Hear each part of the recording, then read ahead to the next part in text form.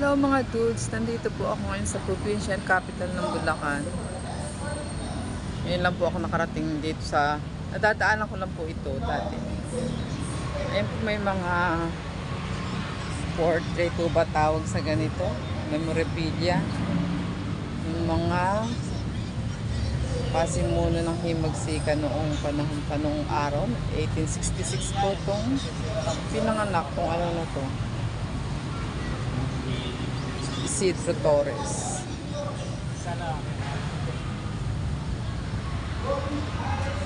Ito naman po si Trinidad Texon.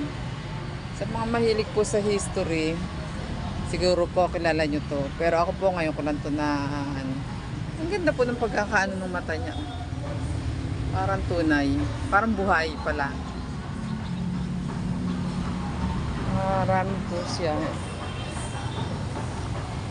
Ito naman po si Simon Texon.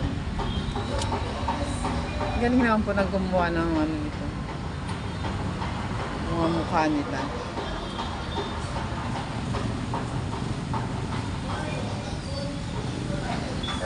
Ito po si Eusebio Roque.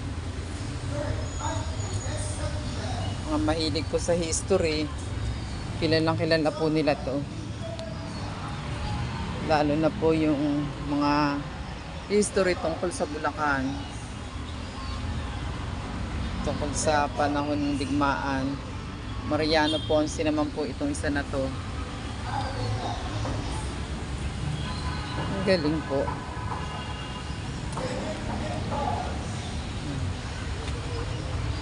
Anacleto Enriquez. Ito po pagkakaalam ko Bulacan ang galing. Dahil sa Bulacan po ay maraming Enriquez.